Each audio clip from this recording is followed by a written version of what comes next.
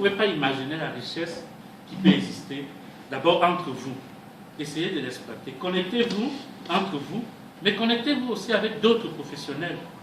Moi, dans ma carrière, c'est ça aussi qui m'a aidé. C'est d'avoir la vie des aînés, des gens qui ont déjà plus d'expérience, et donc avec qui on peut s'asseoir, et moi je me souviens, c'est un compatriote d'ailleurs de Mohamed, qui était représentant, et j'avais une discussion avec lui sur un sujet. Il me disait, tu sais, si on ouvre un poste, et que l'une des conditions sur le poste là, on dit on veut quelqu'un qui est capable d'aller sur la Lune, de conduire une fusée. Et si je dois me remplir mon CV là, on me demande si je peux, je vais mettre oui. Parce que les gens qui conduisent les fusées là, ils ont appris ça quelque part. Donc moi aussi, je vais aller apprendre pour pouvoir conduire la fusée et partir. Mais c'était des choses qui m'ont défié. Parce que j'ai compris qu'effectivement, je n'avais pas à me limiter, que j'avais à aller le plus loin possible. Parce que si d'autres y sont arrivés, ça veut dire que moi aussi j'étais capable d'y aller. Et donc j'ai commencé à faire des choses un peu plus audacieuses qu'avant. Mais c'était à cause des conseils de quelqu'un qui avait quoi, 20, 30 ans d'expérience, c'était un vieillard, 40 ans d'expérience, et donc qui pouvait m'apporter. Connectez-vous.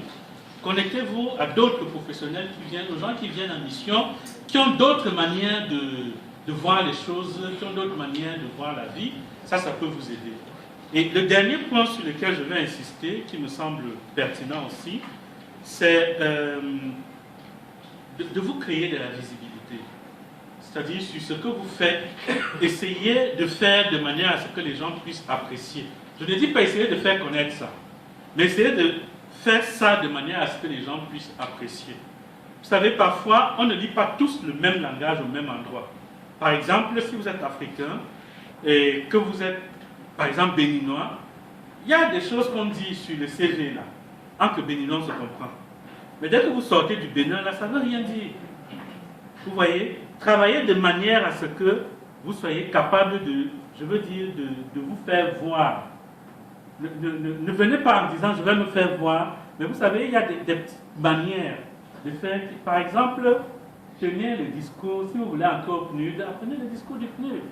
Là, quand vous allez discuter avec les gens, quand vous connaissez le plan stratégique du PNUD, et que vous discutez avec quelqu'un, vous voyez, vous commencez à dire, écoutez, non, pour la WVP, là, je pense que si on va sur le dashboard et qu'on commence à voir sur l'Atlas, là, écoutez, les gens ont l'impression que vous faites partie de leur univers et c'est plus facile de vous accepter. Mais c'est des choses que les volontaires ne font pas.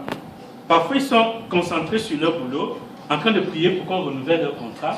Et toutes ces choses-là qui peuvent aider, non, je ne dis pas que tout le monde fait ça, je dis qu'il y en a qui font ça.